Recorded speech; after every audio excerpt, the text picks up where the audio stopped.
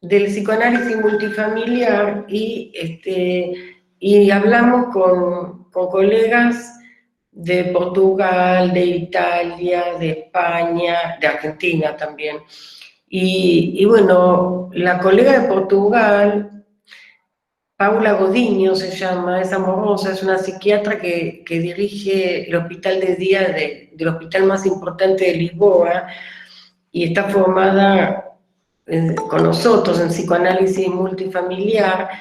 Ella me decía que el BID, el Banco Interamericano de Desarrollo, les decía que hay un número creciente, pero impresionante, de nuevos pobres. ¿Quiénes son los nuevos pobres? Manicuras, odontólogos y profesionales que no pueden trabajar en este momento y que no todos tienen recursos como para poder aguantar sin trabajar. Entonces, bueno, fíjense que es un tema complejo y que lo estamos atravesando actualmente todos juntos.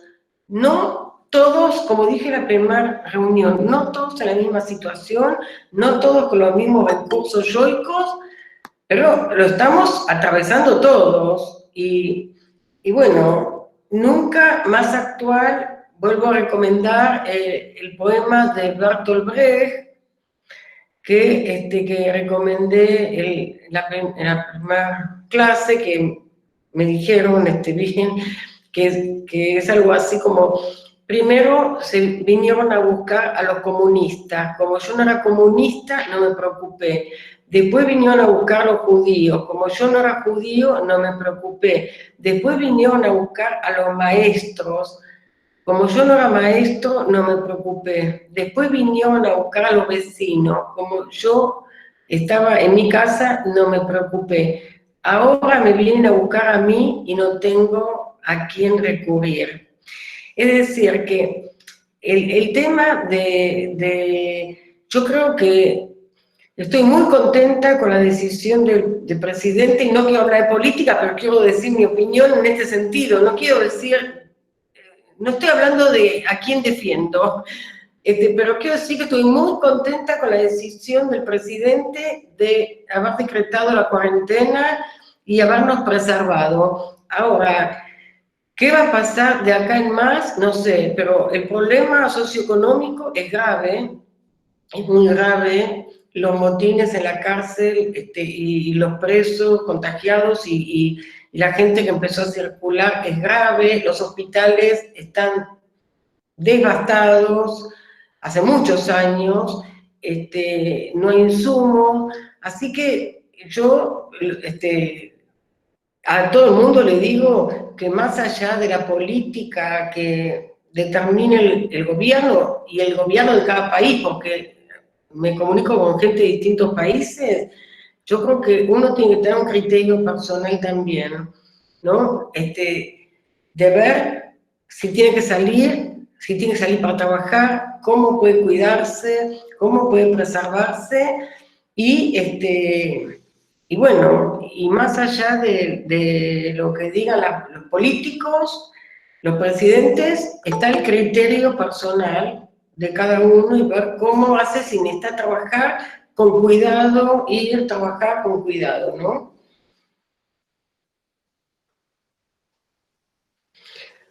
Bueno, entonces vamos a empezar con la clase de hoy, que tiene que ver con el abordaje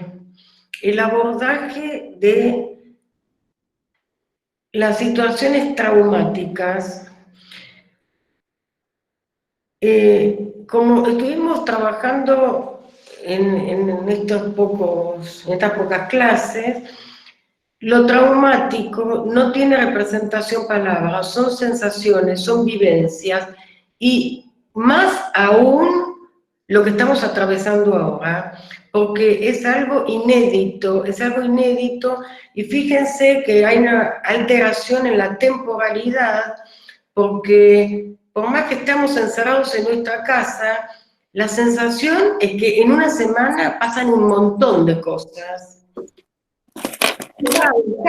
Porque uno podría decir, estoy encerrado en casa, no pasa nada. Es todo lo contrario. Es como que el mundo, pasan cosas todo el tiempo y muchas y muy importantes y cambia la situación todo el tiempo. Entonces,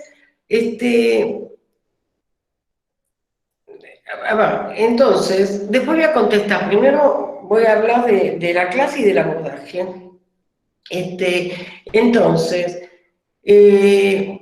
pienso que lo que se ha trabajado en muchas situaciones donde lo que prevalece es el trauma. ¿Qué quiere decir? Aquella zona de la mente que no pudo procesar, que tuvo vivencias o que tenemos vivencias que no pueden ser pensadas por el yo, que no pueden ser procesadas, que pueden generar pánico, que pueden generar la vivencia de derrumbe, la vivencia de desmantelamiento del self.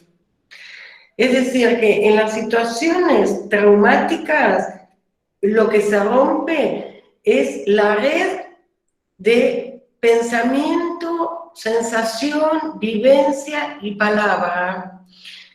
Se rompe eso, entonces no se le puede pedir a alguien que asocie libremente,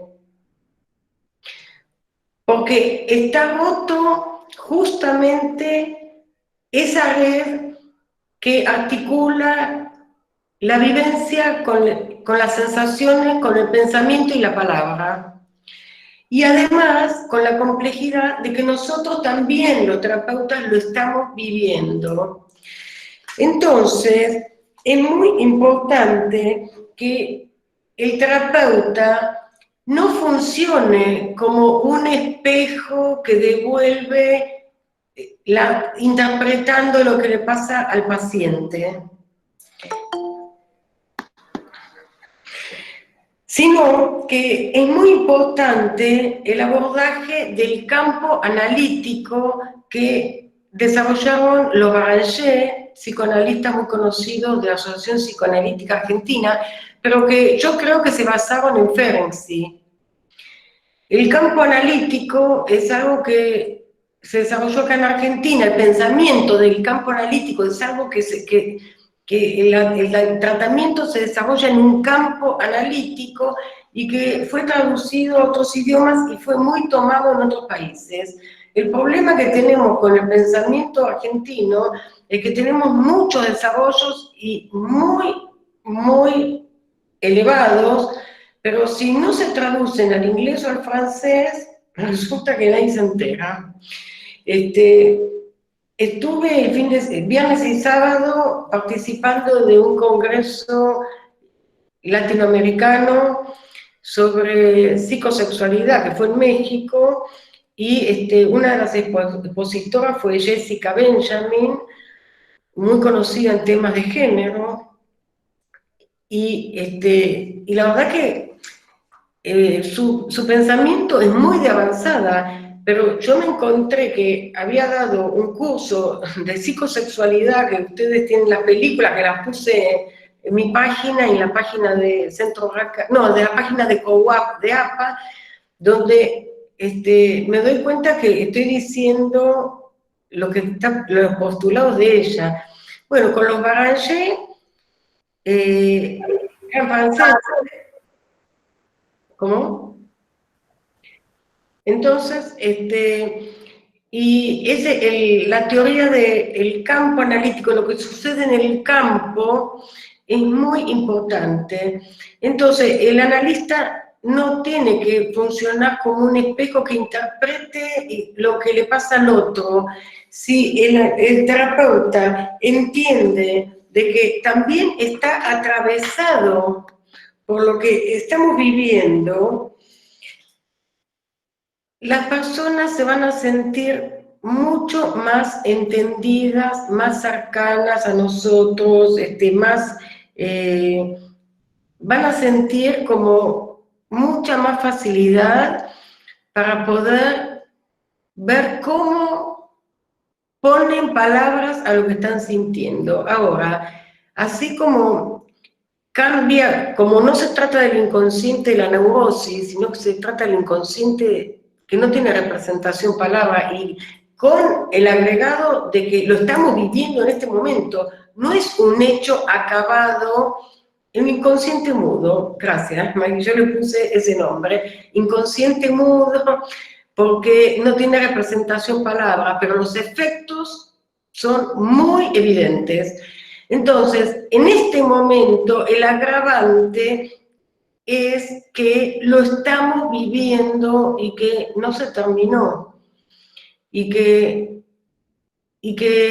estamos atravesando un momento de incertidumbre, y los países europeos que están como adelantados nos muestran un poco y nos asustan acerca de lo que puede suceder acá. Alguien me preguntó algo sobre, no, sobre el presidente.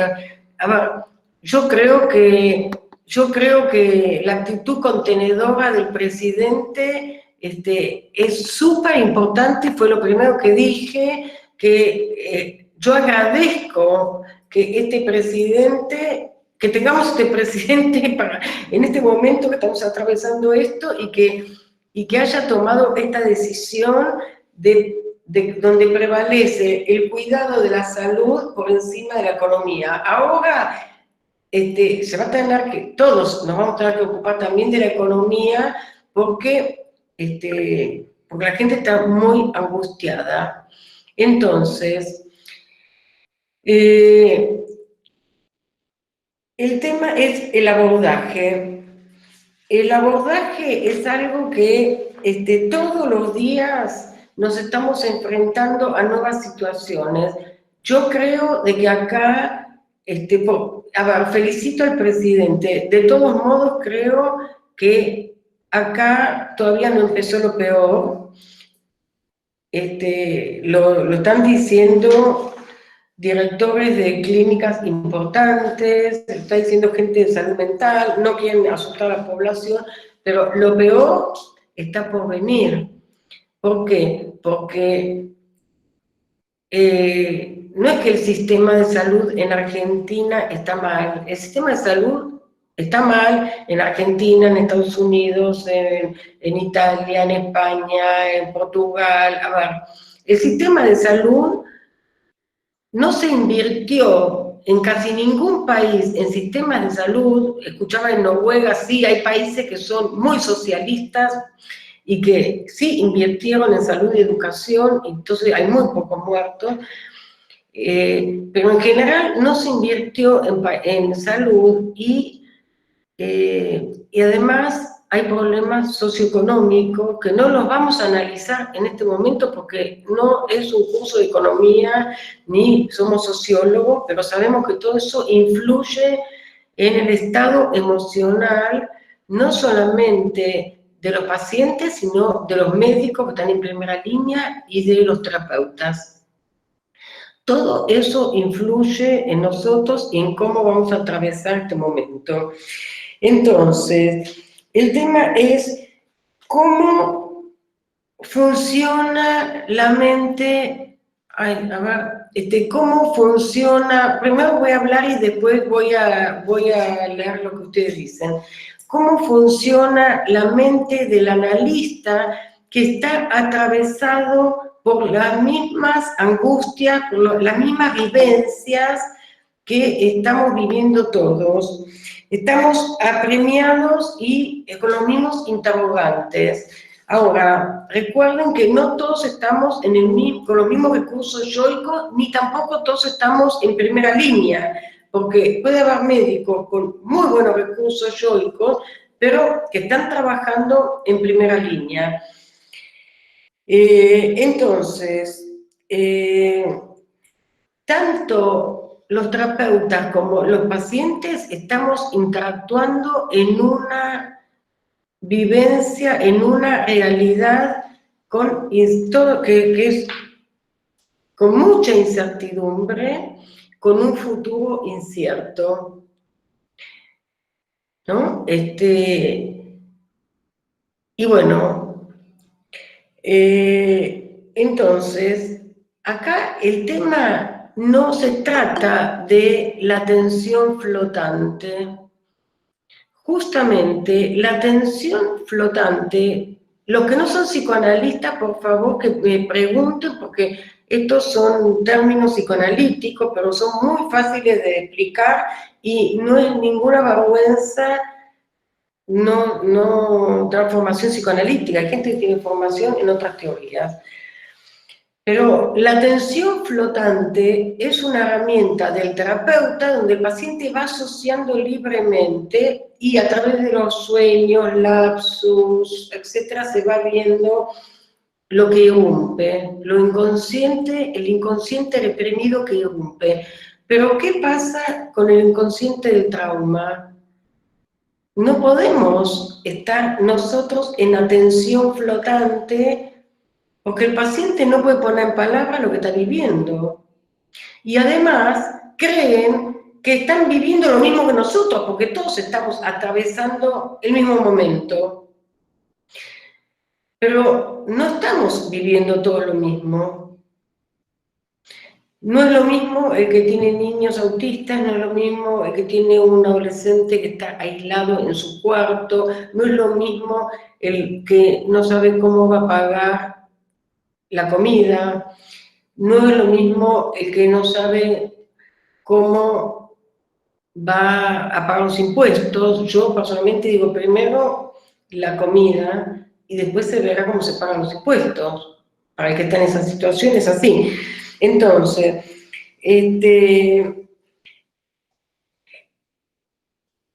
tenemos personalmente, bueno, mucha gente acá estudia conmigo, me conoce, estudia bastante conmigo y tienen formación en psicoanálisis multifamiliar. Y el psicoanálisis multifamiliar tiene que ver con un encuadre ampliado donde justamente se trabajan situaciones que tienen que ver con el trauma, que no tiene situaciones, aspectos de la mente que no tienen representación palabra. El sentido común es el más difícil de los sentidos, porque no se nace con sentido común. Saben que justamente Pierre Lanier, que es una psicoanalista excelente francesa, discípula de Lacan, ella dijo justamente, el sentido común es una construcción interna que tiene que ver con una coherencia, que es una adquisición simbólica y que muy poca gente la tiene. Entonces no podemos decir que hay que apelar al sentido común, porque muy poca gente tiene sentido común. Tenemos que armar encuadres. Fíjense que a mí no me gusta la palabra aislamiento. Yo digo, estamos en cuarentena, pero no aislados porque estamos comunicados. Pero hay mucha gente que sí se siente muy aislada. Y el inconsciente mudo, el inconsciente del trauma, que yo denominé el inconsciente mudo, es un inconsciente que no puede poner en palabras.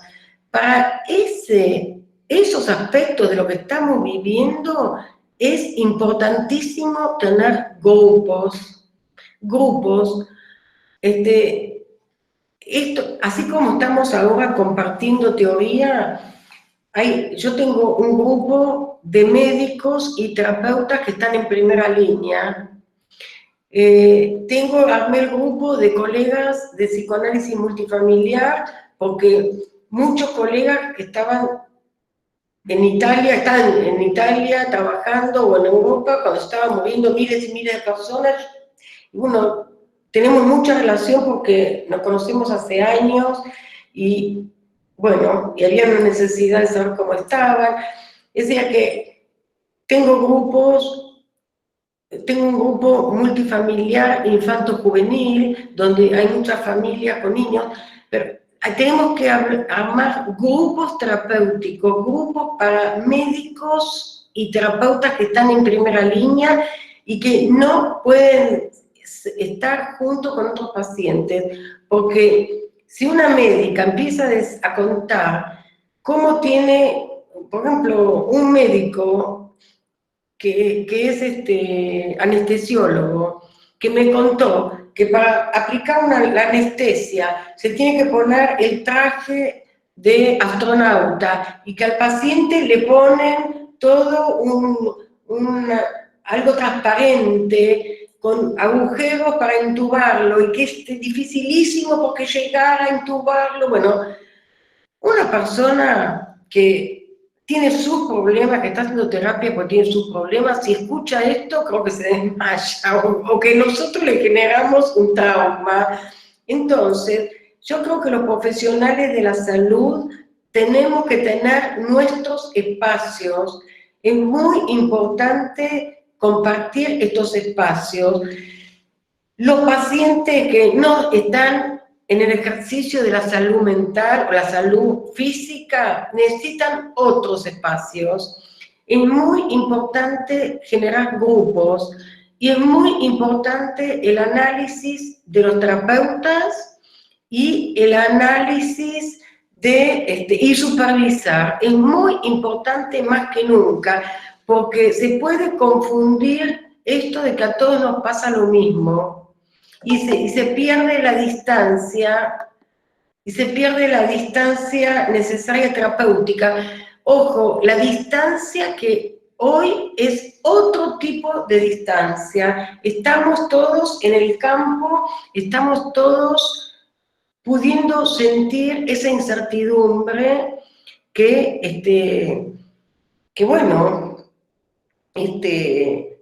cambió la vida. Hoy, por ejemplo, en el grupo de colegas, multifamiliar, que yo les cuento, no solamente se habló de la gente que está perdiendo el trabajo, por ejemplo, el esposo de una colega se quedó sin trabajo y no se estaba contando todo el tema, es profesional independiente, nos estaba contando todo lo que estaba pasando, y después la conversación derivó en cómo el tiempo que nos cuesta a nosotros los pagos por internet, ver cómo entrar en los bancos, cómo eso, más la cocina, más la limpieza, más el planchado, más y todas las cosas que están sucediendo, que nos están sucediendo a los profesionales también. Pero vuelvo a repetir, no todos estamos viviendo lo mismo, porque hay personas que tienen más recursos,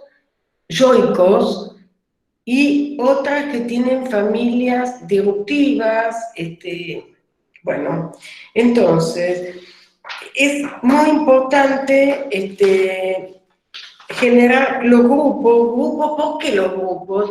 Porque cuando hay un paciente solo y no se trata de la atención flotante y decirle al paciente asocie libremente, porque ya sabemos que el trauma es del inconsciente mudo, no se asocia.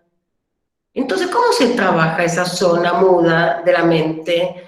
Justamente cuando estamos en grupo y alguien dice, por ejemplo, mi marido se quedó sin trabajo, esta persona estaba contando en la crisis anterior en Europa, estoy hablando de Europa, se quedó sin trabajo y ahora se acrecentó, se recuperó un poco, se acrecentó. Otra persona empezó a hablar del pánico que sentía por su historia transgeneracional, y otra persona empezó a hablar de que también tiene miedo de que su marido se quede sin trabajo. Bueno, es decir, que si alguien asociara libremente, puede asociar con lo que fue reprimido, pero para las zonas de la mente que no tienen representación palabra y que además las estamos viviendo,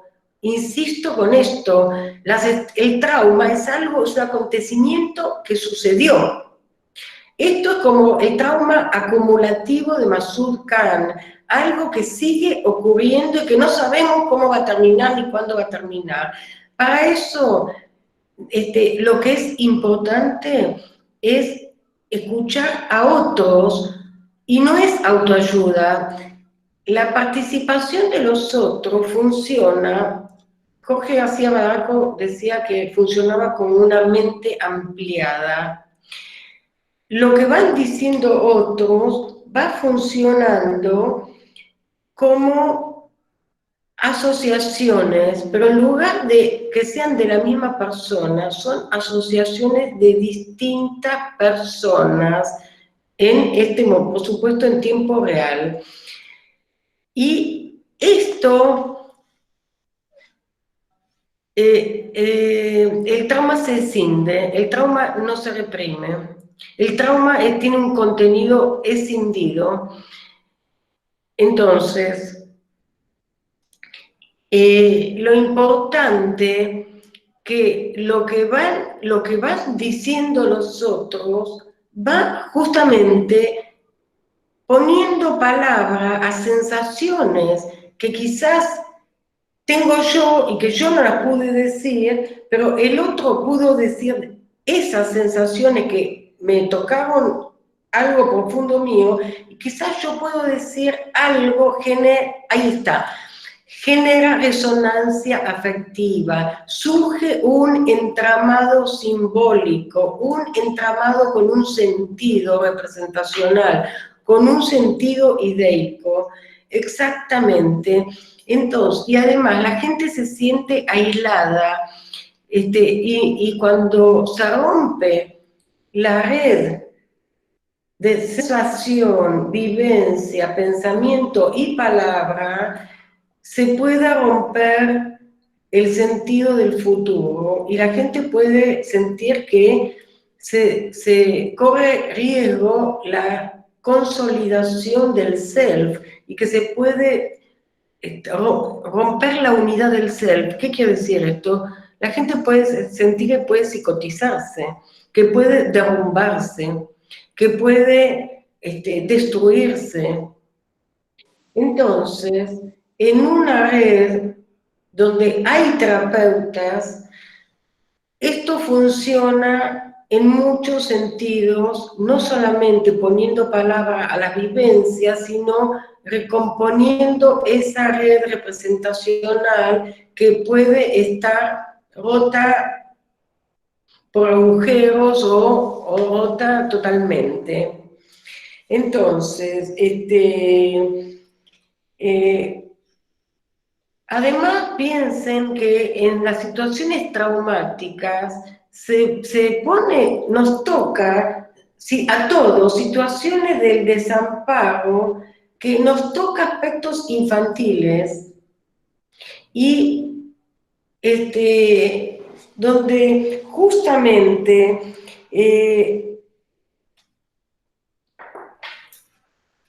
esto que nos toca a nosotros, el niño que quizás no terminamos de elaborar todas nuestras angustias infantiles, se pone de manifiesto y las reacciones pueden ser diversas. Puede surgir el niño como con las ansiedades primitivas, como decía Winnicott, o también puede surgir alguien, un médico o un terapeuta o una persona que construya un verdadero self, y que las personas que parecen que no sienten nada, que funcionan 10 puntos cuando mucha gente está angustiada, generan odio, generan bronca, entonces en un grupo puede suceder en un tratamiento individual, pero bueno, por eso es importante el análisis del terapeuta y la supervisión. En un grupo puede aparecer una persona que diga, no, a mí no me pasa nada, yo tengo todo resuelto, yo estoy bien en mi casa, no, que hay mucha gente que, la verdad, a ver, yo no me siento deprimida personalmente, pero ayer estaba hablando con mi nietito y la vulnerabilidad psíquica, así es. Ayer estaba hablando con mi nietito y me dijo, ¿ustedes van a volver a salir de la casa? Y resulta que yo no estoy deprimida, de verdad, pero esa palabra de mi nietito me genera una sensación horrible, que es así, que tiene que ver con la incertidumbre y que es importante no quedarse con eso como pura sensación. Es importante ver qué me tocó, qué le pasó a él, qué siente él, bueno. Es decir, que a todos en algún lado nos toca alguna fibra. Entonces, fíjense que el odio en la contratransferencia o el odio en un grupo tiene que ver con las vivencias infantiles que tuvo esa persona que necesita construir un falso self para mostrar que no le pasa nada. Esa persona que necesita construir un falso self para mostrar que no le pasa nada, cuando era pequeño seguramente sintió odio porque no lo estaban amparando y tuvo que construirse una coraza. Ahora, el peligro es actuarlo y además, ustedes, como estuvimos viendo en las ansiedades, a las angustias neuróticas, el falso self puede hacer todo muy bien y de golpe se descuida. ¿Por qué? Porque son defensas patológicas. Las defensas patológicas no tienen que ver con el cuidado que nos dicen lavarnos las manos, cuidarnos de no tocarnos la cara, no respirar, sobre todo en la calle. Entonces, ahora voy a hablar un poco lo que me están diciendo.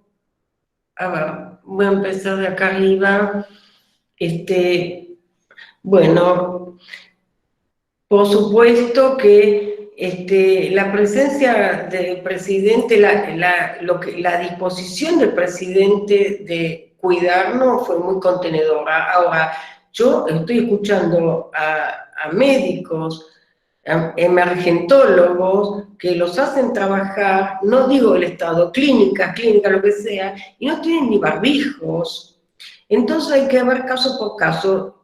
Yo estoy totalmente de acuerdo con la decisión que tomó el presidente. Ahora, más allá de eso, hay muchos profesionales que están muy desamparados, muy angustiados, porque si no aceptan ir a trabajar, los echan de las clínicas privadas o de la residencia, pierden la residencia y resulta que tienen que ir a trabajar con pacientes contagiados, o pacientes que no se sabe si están contagiados, si son portadores, porque no hay cómo tomarle el test, ni a los médicos tampoco, y están muy angustiados porque no saben si ir a trabajar, si renunciar. Entonces yo lo que les digo en estos grupos que tengo de médicos, les digo que no tenemos que actuar de acuerdo a la obediencia debida, no hay que repetir eso, si no están las condiciones necesarias, básicas, para que un profesional pueda trabajar, no tiene que renunciar, tiene que quejarse, tenemos que reunirnos y quejarnos de que en tal lugar no están dadas las condiciones básicas para cuidar a los que cuidan. Eso es fundamental. A ver, Leticia, la función del psicoanalista en este momento sería de acogimiento y escucha empática. A ver, a ver, sí, pero no solamente eso, es generar un encuadre donde se posibilite poner en palabras las sensaciones y las vivencias que tienen que ver con lo traumático. Pero no desde a usted le pasa esto, sino desde un lugar de acercamiento y empatía. Y cuando alguien siente que el otro entiende el sufrimiento verdadero y que no se pone a interpretar o a juzgar o a decirle por qué usted esto, por qué usted lo otro, empieza a volver a tejer ese tejido psíquico que se había roto. Y recién ahí se puede empezar a organizar y a pensar, bueno, ¿qué voy a hacer? ¿Cómo me puedo organizar? ¿Cómo puedo proyectar? Entonces, acá Susana dice, son países capitalistas desarrollados. Bueno, no voy a hablar de las políticas. Hay que apelar, bueno, esto lo contesté. Graciela dice, tengo totalmente de acuerdo, tengo pacientes médicos que se preocupan por la falta de cuidados básicos de sus colegas. Así es. Entonces, no podemos mandar a los médicos al matadero. No es la obediencia de vida que ya se criticó mucho y que no existe esa tal obediencia, no se puede, no podemos repetir eso. Tenemos que cuidar a los que cuidan. Las situaciones de los otros funcionan como disparadores del inconsciente mudo, entonces sí, exactamente, Sofía dice, genera resonancia afectiva, exactamente, surge un entramado, dice Adriana, sí, así es. Melissa, la vulnerabilidad psíquica es el punto de angustia en situaciones de desamparo psíquico, por eso la contención es una intervención muy importante del analista.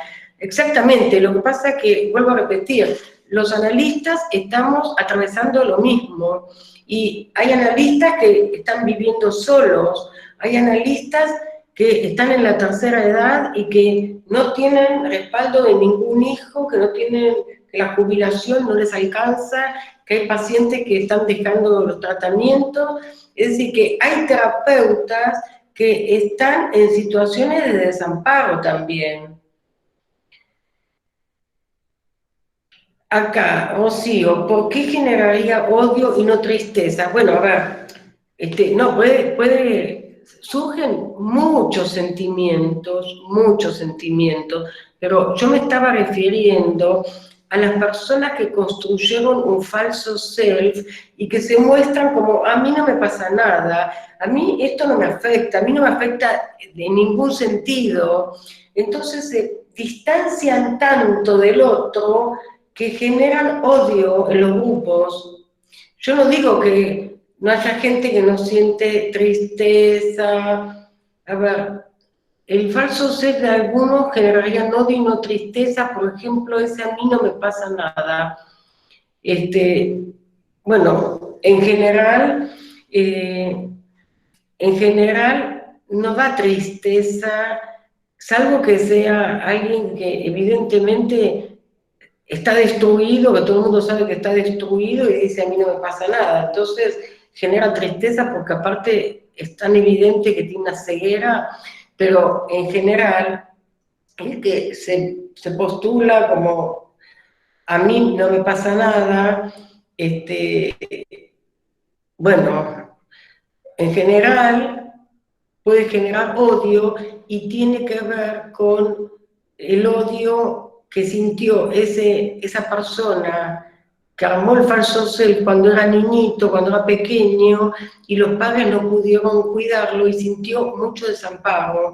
Primero se siente odio, después se puede sentir tristeza, porque la tristeza es como un afecto ya más procesado. Distinto es la angustia de aniquilamiento. La tristeza es algo que se añora por algo que se tuvo. En cambio, el odio surge ante la angustia de aniquilamiento, por el peligro de la aniquilación psíquica o física. Entonces, Adriana dice hospedar. Silvia dice, otra de las falencias del sistema de salud, la no contención. Escúchenme, esto está pasando en muchísimos países. En realidad, podemos contar con los dedos los países que tienen una buena contención en salud. Noruega es uno de ellos, pero contando con los dedos. Países del primer mundo y del tercer mundo no han invertido en salud. Además, les quiero decir que conozco gente que decía, hay que ir a operarse a Estados Unidos como si fuera el lugar de la salud, y conozco gente que vive en Estados Unidos y que dice, me voy a operar a Argentina, porque la medicina en Estados Unidos es un desastre, más allá de que hay personas que están fuera del sistema de salud, porque si alguien pierde el trabajo, no hay un hospital público donde puedan ir gratuitamente como acá en Argentina. La persona que no tiene trabajo, por más que haya sido un CEO, un ejecutivo, pierde el trabajo, mientras no consiga otro trabajo, no tiene cubierta la salud. Entonces, lo que sucede muchas veces es que surge la falta de elementos básicos de cuidado para la atención, y también surgen situaciones problemáticas de antes de la pandemia. Exactamente, Claudia. Y esto se va a manifestar y se va a profundizar cada vez más, y bueno, tenemos que poder trabajar con estas situaciones que nos atraviesan a todos. Vuelvo a repetir, no todos con los mismos recursos yoicos, ni reales. No es lo mismo la terapeuta que vive sola, que está en la tercera edad, que tiene un hijo que vive en California o no sé dónde, y que no cuenta con nadie más y no tiene ningún otro sostén, que alguien que vive en familia, que tiene hijos, etcétera, etcétera. Camila, me dice Eva, para los que trabajamos con adolescentes, ¿cuál crees que sería la forma más adecuada para habilitar un espacio terapéutico? Miren, hay que ver qué le sucede a ese adolescente.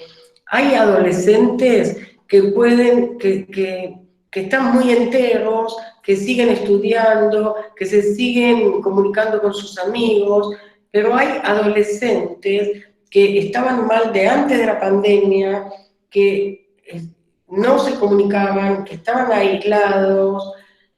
Yo personalmente, para estos otros adolescentes más desestructurados, más enfermos, yo propongo que tienen que ingresar, aparte de la terapia individual, a un grupo terapéutico, y si es posible con los padres, si es posible con los padres. Sí, sí, no, pero bueno, también tiene que ver con la teoría que maneja el terapeuta, pero cambian mucho, mucho.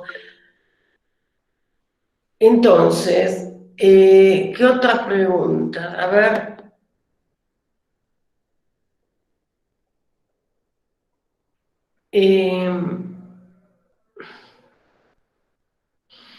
Cuando hablas, Melanie me dice, Eva, cuando hablas de recursos yoicos, ¿podrías mencionar alguno de cuáles serían esos recursos?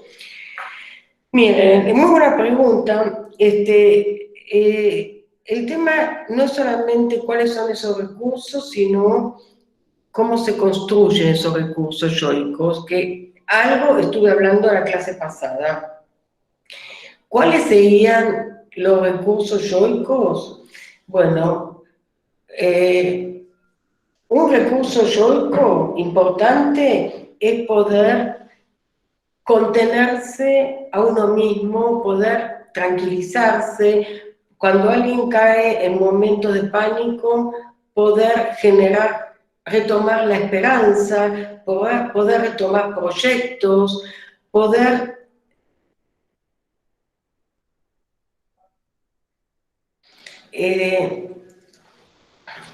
ahora leo lo tuyo, Lore. Entonces, pero yo quería dejar unos minutos para intercambiar.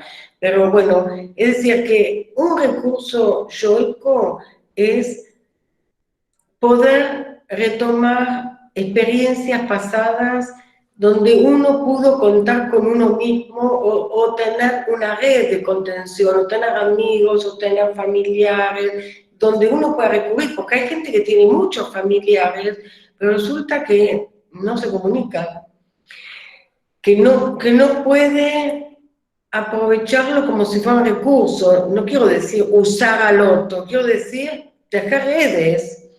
Entonces, los recursos yoicos tiene que ver con poder no caer en el desamparo, poder tolerar la incertidumbre, poder generar nuevos proyectos, poder generar nuevas ideas.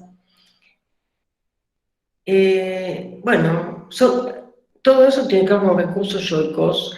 Y algo que decía Viktor Frankl, hablando de bibliografía, se los recomiendo, El hombre en busca de sentido, Viktor Frankl, que decía que el hombre necesita un sentido, darle un sentido a su vida. Entonces, un recurso yoico es poderle dar un sentido a la vida propia, porque ahora se nos cortaron muchos proyectos, a todos se nos cortaron muchos proyectos. Bueno, retomar, a ver qué otro, cómo podemos rearmar nuestros propios sentidos de vida. Ahora estamos viviendo en puro presente. Bueno, a ver qué sentido le podemos dar en este momento a nuestras vidas.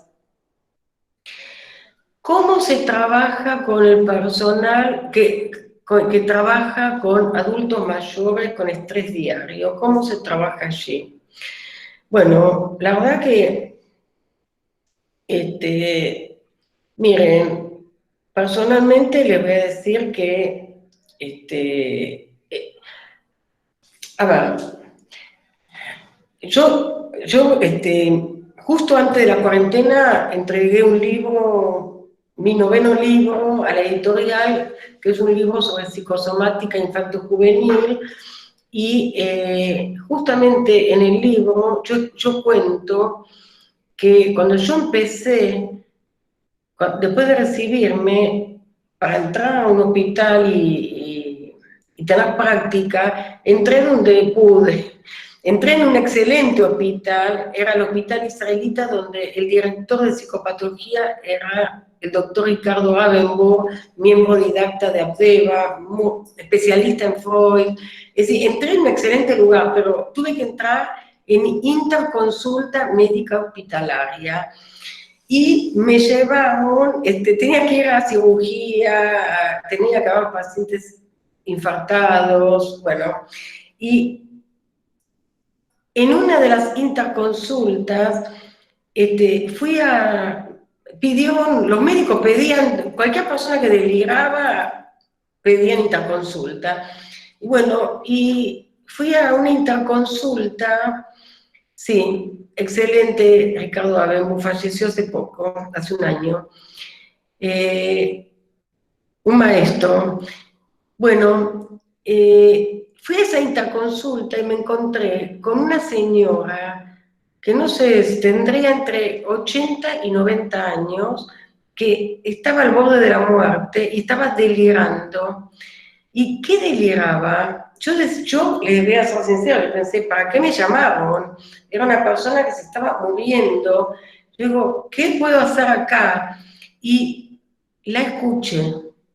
La escuché y ella me contaba el delirio. ¿Cuál era el delirio? El delirio era de que ella veía, bueno, y alucinación también, ella leía el diario del día siguiente y leía los avisos necrológicos y decía, falleció fulanita de tal, que era ella, primera bailarina del Bolshoi, el ballet ruso más importante. Y entonces, cuando yo empecé a escuchar sus delirios, le empecé a preguntar, les digo que estaba moribunda, si ella había sido bailarina, y entonces se conectó conmigo y me dijo que sí, que ella había sido bailarina y que por una de esas cosas de la vida terminó en Argentina y que estaba desesperada porque se iba a morir sola en un lugar sin que nadie supiera quién había sido. Y yo en esa experiencia aprendí algo muy importante. Uno ve viejitos como está esta señora, alucinando o con demencia senil, no sé, moribundos, y uno piensa, ¿Quién es? ¿Qué puedo aprender? De todos podemos aprender. Lo que uno puede hacer, nadie sabe cuánto vamos a vivir, pero me parece que lo más importante es, en este momento, cuidar la higiene de las personas, de la salud y de los viejitos, y conectarnos con las personas, con la vida que tuvieron. Y con esto, sin darme cuenta, entré en un tema que se comunicó una persona del grupo del miércoles, porque saben que tuve que repetir el curso porque había más de 500 personas, como 700 personas ahí entre los dos grupos y la gente de Facebook.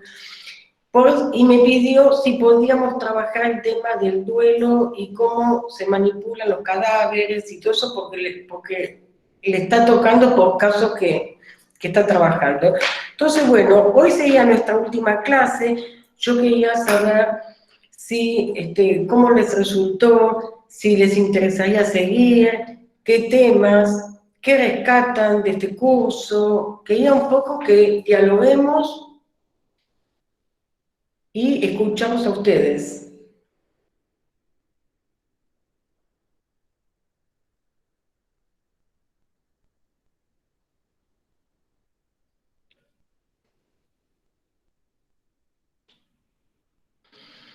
Karina dice, también tolerar la falta de sentido mientras transitamos la incertidumbre, entendiendo que eso se construye a posteriori.